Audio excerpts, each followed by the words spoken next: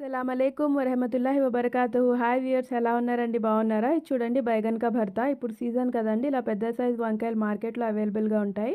మీరు దాన్ని తెచ్చి మంచిగా వాష్ చేసి ఇలాగా లోపల చెక్ చేసుకొని కట్స్ పెట్టి లోపల గార్లిక్, పచ్చిమిర్చి, గ్రీన్ చిల్లీస్ పెట్టండి ఇలాగా స్టఫ్ చేసి. దాని తర్వాత ఒక హాఫ్ స్పూన్ ఆయిల్ పైన అప్లై చేసి సిమ్ మీద నెట్ పెట్టి ఇలా నెట్ పైన ఇలాగా మంచిగా టోస్ట్ చేయండి ఇలాగా.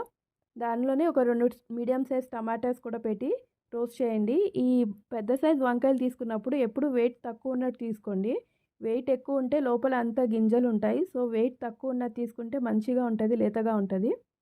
ఇప్పుడు ఈ వంకాయ ఏదైతే ఉందో ఇది 200 గ్రామ్స్ ఉందండి. చూడండి 15 మినిట్స్ పట్టింది నాకు ఇది మొత్తం ఇలా రోస్ట్ అవ్వడానికి. ఇలాగ మనం స్పూన్తో ప్రెస్ చేస్తే అర్థమైపోతుందండి ఇది మంచిగా కుక్ అయిందా లేదా అనేది. ఇలా సాఫ్ట్ అయిపోతుంది.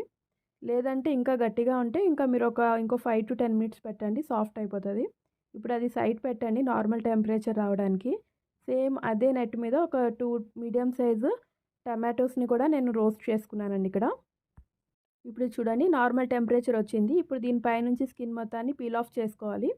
సేమ్ టమాటోస్ కూడా అలాగే పీల్ ఆఫ్ చేసుకొని ఈ లోపలున్న గార్లిక్, వెల్లుల్లి, గార్లిక్, గ్రీన్ చిల్లీస్ ఏవైతే ఉన్నాయో దాన్ని సైడ్ పక్కన పెట్టండి. ఇప్పుడు ఒక చాపర్ తీసుకొని అందులో ఒక మీడియం సైజ్ ఆనియన్ కట్ చేసి వేసి ఈ టమాటోస్ది కూడా స్కిన్ పీల్ ఆఫ్ చేసిన టమాటోస్, కాల్చిన గార్లిక్, గ్రీన్ చిల్లీస్ వేసి మంచిగా చాప్ చేసుకోండి. ఇప్పుడు సైడ్ ప్యాన్ మీద ఒక 2 స్పూన్స్ ఆయిల్ వేసి ఒక హాఫ్ స్పూన్ జీలకర్ర వేసి ఇలాగా మంచిగా మనం ఆనియన్స్ ఏవైతే చాప్ చేసుకున్నామో అదంతా వేసి మంచిగా ఫ్రై చేయండి.